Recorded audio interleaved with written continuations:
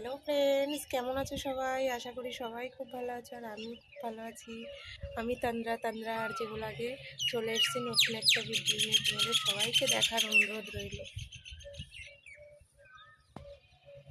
আর এদিকে জামা কাপড়গুলো ধুয়ে নেড়ে দিয়েছি যে শুকিয়ে যাবে, একটু পরে এসে তুলে নেব। এখনো 7টা বাজেনি, তো রোদের কি তাপ!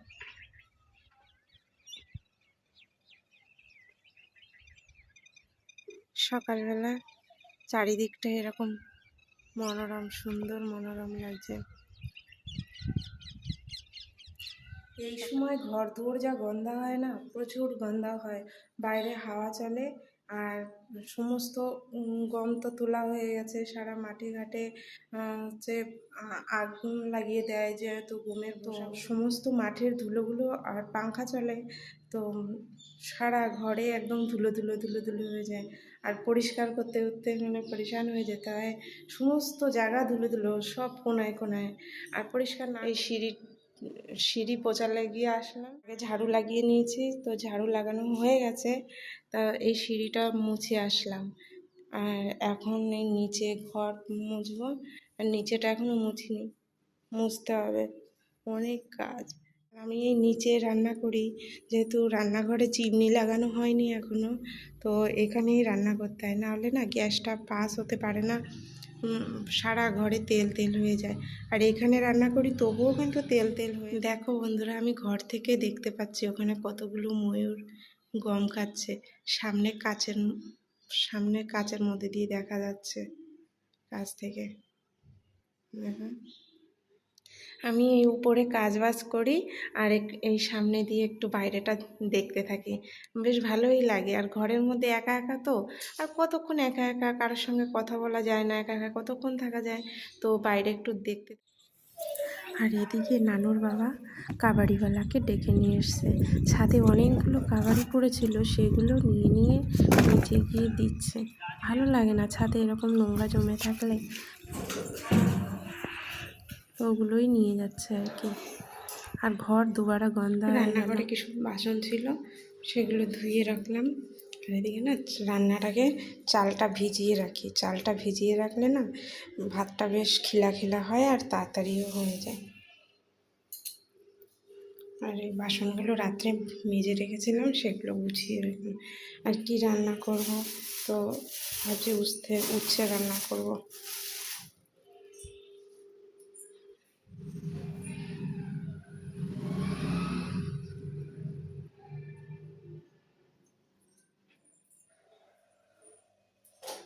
আর এদিকে সবজিটা কেটে রান্নার জোগাড় করতে করতেই দেখি সামনে যে ডিজের আওয়াজ আসছে, তো চলে গেলাম একটু ডিজে দেখতে। আওয়াজটা তোমাদের শোনাতে পাচ্ছি না, তো এখন তো বিয়ের সিজন, তো এখানে এরকম ডিজে, এখানে মাতাজি পুজতে আসে, মানে বিয়ের আগে শীতলা মায়ের পুজো করতে আসে। তো এই আর কি, ডিজে নিয়ে যাচ্ছে সবাই আনন্দ করতে করতে। তা আমিও একটু দেখে নিই, যখনই এরকম যায় না, তো তখনই একটু দেখে নিই, সব কাজ ফেলে রেখে একটু মনে হয় দেখে নিই, বেশ ভালোই লাগে দেখতে, যেহেতু সেরকমভাবে বেরোনো হয় না কোথাও, তো ওই আর কি।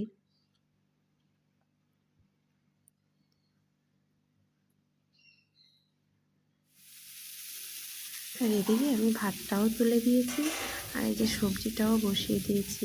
উচ্ছে আলু, এই গরমে আলু সেদ্ধ দিয়েছি আর উচ্ছে আলু। সবসময় মশলাপাতি খেতেও ভালো লাগে না, আর এই গরমে খাওয়াটাও ঠিক না। তো এরকম আমি যেরকমভাবে রান্না করছি, এরকমভাবে উচ্ছেটা রান্না করলে না একটু বেশি উচ্ছে লাগে, কিন্তু তিতও বেশি লাগে না, খেতে কিন্তু খুব ভালোই লাগে। আর এদিকে আমার ছেলের দুষ্টুমি। আর স্নান ধিনান করে পুজো টুজো দিয়ে সব কাজ কমপ্লিট, ব্যাস যতক্ষণ না স্নান করে রান্না করা, স্নান করা আর পুজো দেওয়া, আমার মনে হয় এই কাজগুলো সারাদিনের সবচেয়ে বেশি বড় কাজ। আর এগুলো যদি হয়ে যায়, এই কাজগুলো হয়ে গেলে মনে হবে না কাজ কমপ্লিট হলো। না, সারাদিন যত কাজই করি না কেন এই কাজগুলো। আর এদিকে দুই ভাই দুষ্টুমি করে, ছোটোজন কান্না করছে আর বড়োজন এদিকে বসে আছে, বাচ্চা যা করে। চলো ছাদে চলে যাই বিকালবেলা, তোমাদের একটু ছাদের পরিবেশ দেখাই। দেখো বন্ধুরা, চারিদিকে আমার বাড়ির চারিপাশের বিকালের পরিবেশটা ঠিক এইরকম। তো ভাবলাম আমি তো প্রতিদিনই দেখি, তো আমার বন্ধুদের দেখানো যাক, দেখি আমার বন্ধুদের কেমন লাগে। ময়ূর দেখতে যতটা সুন্দর, কিন্তু ওর আওয়াজটা কিন্তু বিকাল হলে অদ্ভুত না, একদমই ভালো না। যেমন কোকিলের বিপরীত, কোকিল দেখতে যতটা অসুন্দর, আওয়াজটা মধুর।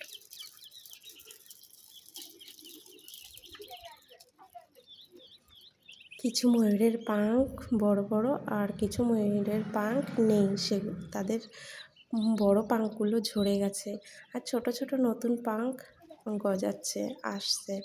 তো এই যে বড় নীল গলা, যেগুলো মানে দেখতে সুন্দর বড় বড় পাঙ্খ, এগুলো ময়ূর। আর ময়ূরনীর বড় পাঙ্খ হয় না, ময়ূরনী অত কালারফুলও হয় না, আর ময়ূরনী জোরে জোরে আওয়াজ করে ডাকতেও পারে না, ময়ূরই ডাকে জোরে জোরে আওয়াজ করে। আর ময়ূরের কণ্ঠ তো একদম বীভৎস, শুনতে একদমই আওয়াজ ভালো নয়।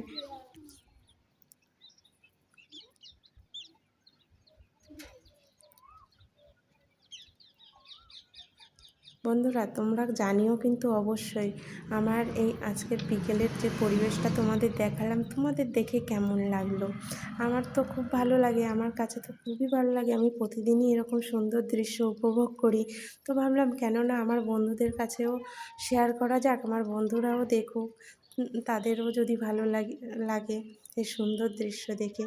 তো বন্ধুরা, আমার যদি কথা বলায় কোনো ভুল ত্রুটি হয়ে থাকে, অতটা তো বুঝে পারি না এখন, নতুন নতুন যেহেতু ক্যামেরার সামনে কথা বলছি, তো ভুল ত্রুটি হলে ক্ষমা করে দিও। তো মানুষ তো ভুল করতে করতেই শেখে, তাই না? তো আমিও ভুল করছি, হয়তো বুঝতে পারছি না, তো আমিও ধীরে ধীরে শিখতে পারবো। আর এদিকে সূর্য মামা চোখের নিমেষে অস্তে চলে যাচ্ছে, কি অপূর্ব সুন্দর লাগছে দেখতে।